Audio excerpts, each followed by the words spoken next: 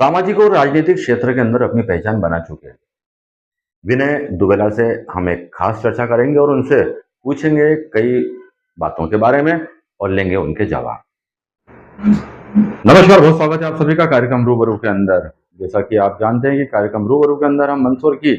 हर उस शख्सियत को बुलाकर बात करते हैं कि मंदसौर का विकास और मंदसौर के बारे में उनकी पॉजिटिव धारणा क्या है।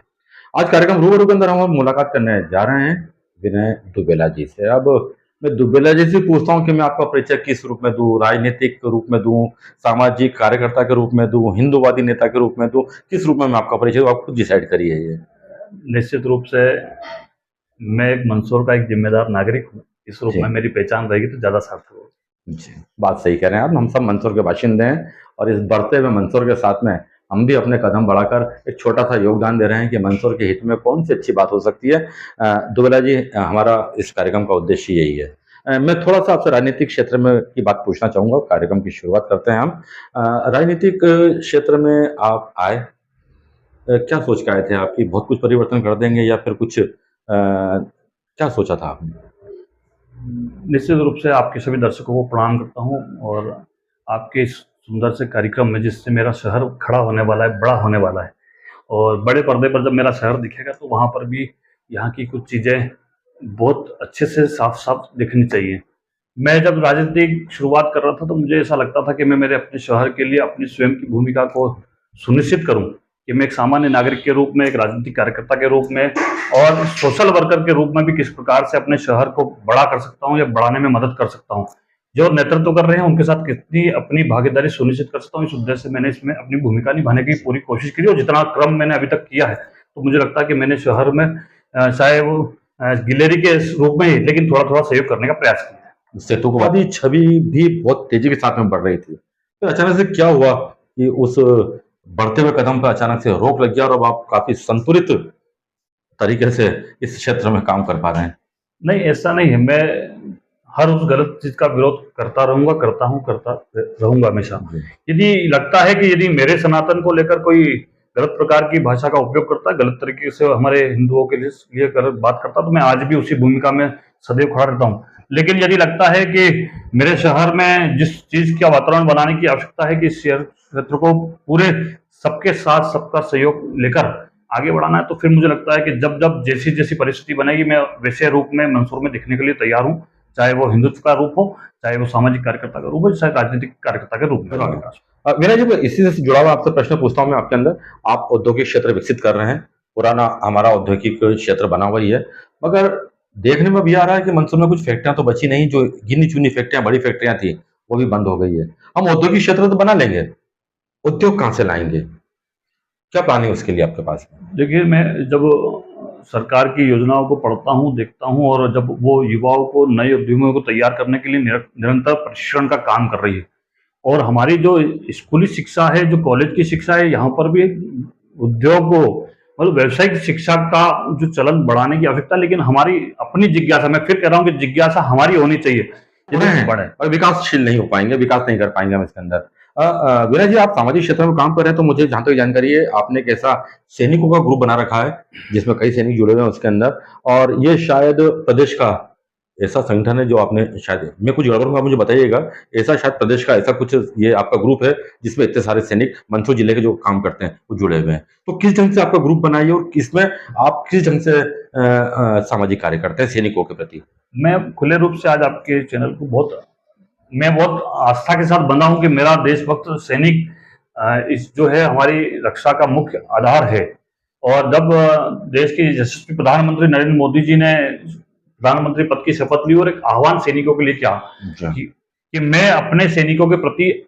क्या अपनी आस्था व्यक्त कर सकता हूं, क्या हम सैनिकों को देखकर उनके सम्मान में खड़े होकर उनके लिए उनको सल्यूट कर सकते हैं, उनके लिए क्लिपिंग कर सकते हैं। तो मुझे उनके आह्वान के बाद जब मेरे मन में विचार आया और मेरे अपने साथियों से मिलकर मैंने जब चर्चा की कि यार अपनों को अपने क्षेत्र के सैनिकों के साथ संवाद करना चाहिए, उनको जोड़ना चाहिए। बहुत चुनौती वाला काम था। सैनिक बहुत सहज मिलना मुश्किल थे, बात करने में असहजता लगे कि यार ऐसा क्या हो गया, क्यों मिलने आ रहे हैं, क्यों बात कर रहे हैं। तो हमने पहले सैनिक से हमारी यात्रा प्रारंभ की और जब सैनिक के साथ पारिवारिक संबंध स्थापित किए तो मुझे लगता है कि जब वो संबंध स्थापित हुए तो आज हमने 1000 से ज्यादा सैनिकों को एक परिवार की डोर में बांध लिया है। मेरे मंदसौर जिले के सैनिक आज पूरे देश भर में ऐसे संगठन के रूप में स्थापित हो गए कि पूरे देश के सैनिक पूछते हैं कि यार आपका दशपुर शहर मंदसौर ऐसा कैसा शहर कि हर सैनिक आता जब ढोल धमाका से जुलूस निकालता है, अभिनंदन करता है, ये मेरा शहर है। तो मुझे इस बात के लिए गर्व है कि मेरे यशस्वी प्रधानमंत्री जी ने अपील की और उसको पूरे मंदसौर की एक एक जनता ने स्वीकार कर लिया। मैं सभी दर्शकों से भी निवेदन कर रहा हूँ कि मेरा अपना दशपुर शहर है और यहाँ पर इतनी सुंदर परंपरा स्थापित हो गई है, तो हम सब मिलकर प्रयास करें कि जब देश के प्रधानमंत्री जी हर महीने अंतिम रविवार को अपनी मन की बात करते हैं, तो मेरे अपने दशपुर धरा की इस अनूठी परंपरा का नाम लें, जिक्र करें कि मेरे मंदसौर का शहर पूरे देश भर में विश्व पटल पे जाकर खड़ा हो जाए कि एक शहर मंदसौर का, मध्य प्रदेश का शहर ऐसा है जहां पर सैनिकों के सम्मान की बड़ी श्रृंखला खड़ी हुई, सारा शहर देशभक्ति के माहौल में सैनिक के साथ कंधे से कंधा मिला लेता है। और एक आम दृश्य शायद आपकी नजरों में भी आया होगा कि यहाँ पर जो प्राइवेट बैंक वाले हैं उनकी वसूली बेहिसाब तरीके से चल चुकी है। चाहे जहां वो ऋण लेने वाले को, कर्जा लेने वाले को रोक के उसके साथ में गंदी गंदी गालियों से बात करते हैं, घर पहुंचकर वहां की महिलाओं के साथ अभद्र व्यवहार करते हैं। इस समझ में आप युवा होने के नाते और राजनेता होने के नाते और सामाजिक क्षेत्र में होने के नाते क्या प्रयास करेंगे कि इस प्रकार की जो ये काम चल रहा है यहाँ पर अवैध तरीके से हम उसको वसूली कहेंगे, इसको एक प्रॉपर तरीके से भी किया जा सकता है? तो इसके पीछे क्या, कि इससे धीरे धीरे शहर का वातावरण दूषित हो रहा है, क्योंकि जो सीजर आए हैं, जो वसूली करने वाले हैं, वो बहुत लोग जो इनमें बाहर के क्षेत्रों से भी आ गए हैं, जो मंदसौर का माहौल बिगाड़ रहे हैं। निश्चित रूप से बड़ा विषय है, बड़ा इस पर काम करने की आवश्यकता है। मुझे लगता है कि जिस प्रकार की संस्थाएं नित्य मंदसौर में खड़ी होती जा रही हैं, उनकी लाइसेंस प्रक्रिया को जांचना बहुत आवश्यक हो गया है। किस प्रकार के लोग लाइसेंस प्राप्त कर रहे हैं, सोसाइटी एक्ट में पंजीयन करा लेना और पंजीयन के बाद ब्याज का एक बड़ा खेल करना, और समाज के साथ अंतिम पंक्ति में बैठे लोग जिनको आवश्यकता पड़ती है, वो यदि उससे कुछ ऋण प्राप्त करता है तो उसके साथ जो बाद की दुर्व्यवस्था बनती है, उसके साथ अभद्रता होती है। तो मुझे लगता है कि हम सबको समग्र प्रयास मंदसौर के लोगों को करना चाहिए। और यदि मेरे संज्ञान में भी ये विषय आता है तो मैं ये, चूंकि आपके चैनल पे बहुत सीधी बात है, संवाद में आपसे कर रहा हूँ, यदि वो आती है तो मैं निश्चित रूप से उनका पूरा सहयोग करने के लिए तैयार हूँ। लेकिन प्रशासन के प्रति एक जिम्मेदारी बनती है, जिला कलेक्टर मंदसौर और हमारे यहाँ के उप पंजीयक कार्यालय के अधिकारी, यदि अभी मंदसौर में जिस प्रकार की संस्थाओं का संचालन तेज गति से बढ़ा है, यदि उनकी प्रोसेस जांच लें, उसके बारे में उनको कितना अधिकार है, कितने परसेंट पे ब्याज पे दे सकते हैं, उनकी वसूली के अधिकार क्या है, तो ये सब मुझे लगता है कि वो सब जांचों के दायरे में जब आएंगे और कसावट होगी तो निश्चित रूप से ऐसे लोगों पर बैंड भी लगेगा। लेकिन पुलिस विभाग भी इसमें थोड़ी सी तत्परता आगे लेकर दिखा दे। जिसके साथ घटना घट रही है, यदि वे शिकायत से चूकेंगे, किसी के दबाव में आएंगे, तो निश्चित रूप से वो सामने वाले व्यक्ति इस प्रकार की घटना करने में और आगे बढ़ेगा। यदि वे शिकायत करेंगे, और शिकायत की जानकारी, मैं तो लगता हूं मेरे शहर के तो पत्रकार सक्रिय हैं, राजनीतिक लोग सारे दलों के सक्रिय हैं, हम सब मिलकर प्रयास करते हैं कि हमारे शहर में ऐसी कोई घटना हो तो सबसे पहले पीड़ित पक्ष के साथ खड़ा होना चाहिए जो गलत तरीके का शिकार हो गया। तो मैं एक सोसाइटी का अध्यक्ष होने के नाते भी ये मानता हूं कि नियमों के बंधन में सारी चीजें शासन की बंधी हुई है, उससे बाहर जाकर कोई भी 1 रुपया अवैध रूप से वसूली नहीं कर सकता है। साफ सफाई भी करते हैं, लोगों को भी जोड़ते हैं, मगर इसके अंदर एक लूप होल मैं ये देख पा रहा हूँ इसके अंदर कि आप लोग तो मेहनत करते हैं 1 महीने तक,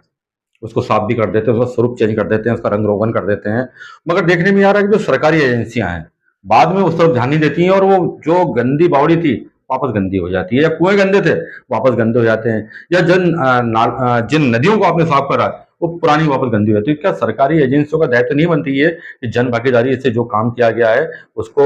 लगातार सिलसिलेवार लगा रखने के लिए वो खुद भी अपनी जवाबदारी निभाए? निश्चित रूप से बहुत बड़ा प्रश्न है, और हम लोग जब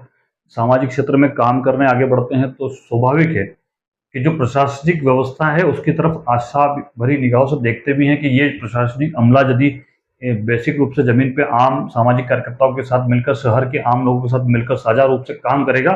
तो मुझे लगता है कि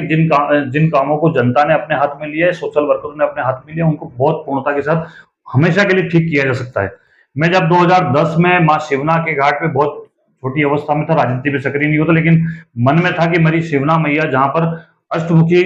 भगवान पशुनाथ का मंदिर, उसके सामने के पार्ट पे जब क्रिकेट खेलते थे, मेले का ग्राउंड लगता था, तब मैंने कहा कि शिवना और शिव का संगम है, शिवना दिखती नहीं है। तो जब वहां पर मंदसौर के लोगों ने सबने मिलकर काम किया, जिसमें मैं किसी भी एक वर्ग को छोड़ नहीं सकता कि उस वर्ग ने काम नहीं किया हो, तो मेरी अपनी भूमिका भी उस दिन से चालू हुई। तो मुझे लगता है कि हमने 22-23 तक तो लगातार शिवना पर तकारी उठाकर गाद निकालने का काम किया। तो आज मुझे लगता है कि मुझे इस बात का हर्ष है कि उस शिवना पर 12 मासी पानी है, जहां पर हमारे बाहर से आने वाले पर्यटक जो अष्टमुखी के दर्शन करने आते हैं उनको पानी मिलता है। बात चालू होती है कि केवल एक दिन से शिवना साफ नहीं होने वाली, बात साथ शामिल होती है कि प्रशासनिक अमला जो 3-3 साल में बदल जाता है, तो 3-3 साल में विचारों का परिवर्तन आ जाता है। वो जब तक रहते हैं किसी की रुचि है, कोई IAS IPS अधिकारी आया, उसकी रुचि थी कि मैं जल गंगा संवर्धन अभियान या मिट्टी से जमीन से जुड़े विषयों पर काम करूं, लेकिन किसी का ऑफिस से निकलने का नहीं होता। मुझे लगता है कि जो अंग्रेज की बनाई हुई कलेक्टर की व्यवस्था है, इसको भारतीय परंपरा के साथ जोड़ना बहुत आवश्यक हो गया है कि जो चीज भारत के मूल में है, हम लोग श्रमदान के माध्यम से हमारे देश को बनाने का काम करते हैं, उसको ऊंचा उठाने का काम करते हैं। तो मेरे मंदसौर शहर की इतनी पुरातत्व संपदाएं हैं जिनको संवारने की आवश्यकता है, लेकिन प्रशासनिक अधिकारियों से मैं आपने मेरे सारे लाइव डिबेट देखे होंगे जिसमें मैं अपनी स्वयं की फेसबुक से लाइव करता हूं। मैंने बार बार जिला प्रशासन से आग्रह किया है कि कलेक्टर मैडम आप अपने ऑफिस से बाहर निकलें, आपके विभागों को ऑफिस से बाहर निकालें और ऐसी बावड़ियों पर जाएं। आज हम लोग लगातार 45 दिन से 7 सहेली की बावड़ी जो मंदसौर का पुराना किला है उस परिसर के अंदर है, इतनी सुंदर विरासत है हमारी, लेकिन उसको सहेजने के लिए हमको बार बार प्रयास करना पड़ रहा है। मैं आग्रह करता हूं कलेक्टर साहब के एक बार वहां पर आए, हम ऐसी व्यवस्था सुनिश्चित करते हैं जहां हमारा शहर जुड़ जाए, जहां प्रशासनिक व्यवस्था जुड़ जाए। शासन प्रशासन लगातार जल गंगा संवर्धन अभियान के साथ प्रयास कर रहा है कि ऐसे सारे जो बावड़ियां हैं वे चिन्हित हो जाए, बावड़ियां जो है जो सारे शहर की जल के स्रोत चिन्हित हो जाए। मुझे लगता है कि आज तो बहुत हरा हरा हम सबको दिख रहा है कि पानी सब तरफ है, लेकिन जल संकट का जो वैज्ञानिक बार बार हमको आगाह कर रहे हैं, उस पर मेरे मंदसौर शहर के सारे लोगों को बात करना जरूरी हो गई है। यदि हम लोग 7 सहेली की बावड़ी की बात कर लें, हम नाग देवता की बावड़ी की बात कर लें जो चौधरी का वार्ड क्रमांक 12 में, हम बात कर लें कि वार्ड क्रमांक 18 में बालाजी की बावड़ी है। इतनी सुंदर परंपरा है कि आज गर्मी का पूरा समय चल रहा है, लेकिन 1 इंच पानी उसमें से कम नहीं हुआ, लेकिन उसका पानी का दोहन हमारे समाज के प्रति कैसे हो सकता है, उसको ठीक करके, उसको रिपेयरिंग करके कैसे हम अपने समाज के साथ जोड़ सकते हैं। तो मेरा तो केवल आपके चैनल के माध्यम से मेरे अपने सरकार के सारे जनप्रतिनिधियों से भी निवेदन कर रहा हूं, मैं प्रदेश के मुख्यमंत्री जी से निवेदन कर रहा हूं। मंदसौर जिले का सौभाग्य है, उप मुख्यमंत्री जगदीश देवड़ा जी हमारे मंदसौर के हैं, 2 सांसद है हमारे पास, लोकसभा सांसद है, राज्यसभा के सांसद हैं। आप थोड़ा सा प्रयास करें, समाज आपके साथ कंधे से कंधा मिलाकर चलेगा और प्रशासनिक अधिकारियों की जो चूक हो रही है कि वे ऐसे स्थानों पर स्वयं की उपस्थिति दर्ज नहीं करा पा रहे, समाज के साथ जुड़ नहीं पा रहे, उनको जोड़ने का काम करना चाहिए। बहुत बहुत अच्छा विचार आपने व्यक्त किए विनय दुबेला जी। स्वाभाविक तौर पर मैं मानता हूं कि आप काफी सहज आदमी हैं, चौराहे पे खड़े होकर लोगों से सहज तरीके से मिलते हैं आप, और यही आपकी स्थापित कला है, मैं कह सकता हूं, मैं आपके जो क्षेत्र में स्थापित है आप उसके अंदर। आप तो का बहुत स्नेह है इस बात में कि मैं मंदसौर में, यदि मैं सामान्य परिवार से, पशुपालक परिवार से निकल कर आया, तो मुझे वो दिन याद है कि जब दूरदर्शन में राजेश जी काम करते थे, मैं छोटा सा बालक था, पूछते थे विनय तुम इस पर क्या सोचते हो, तो मुझे बोलने के लिए शब्द नहीं हुआ करते थे, लेकिन शब्द जब इतने बौद्धिक रूप से सक्षम व्यक्तित्व के सामने बैठता हूँ, थोड़े से झिझक भी थी, लेकिन आज मुझे लगता है कि आपके जैसे सभी जो साथी थे जिनका आशीर्वाद मुझे मिला और मैं अपनी बात को निर्भीक रूप से कहने के लिए सामर्थ्य जुटा पाया। जी बहुत बहुत धन्यवाद विनय जी, आपको बहुत बहुत, आपने हमारे कार्यक्रम रूबरू के अंदर आकर समय दिया और बेबाक तरीके से आपने अपने विचार रखे, क्योंकि आमतौर पर यदि वो जरा से भी राजनीतिक क्षेत्र के अंदर होता है तो थोड़ा बोलने में झिझकता है या फिर घुमा फिरा के बात करना चाहता है, और आपने जिस बेबाकी के साथ में आज जनता के बीच में अपने मन की बात रखी है, हम इसको बोलेंगे आपके मन की बात आपने जनता के बीच में रखी है, तो और हमारे इस कार्यक्रम में आने के लिए आपको बहुत बहुत धन्यवाद। धन्यवाद।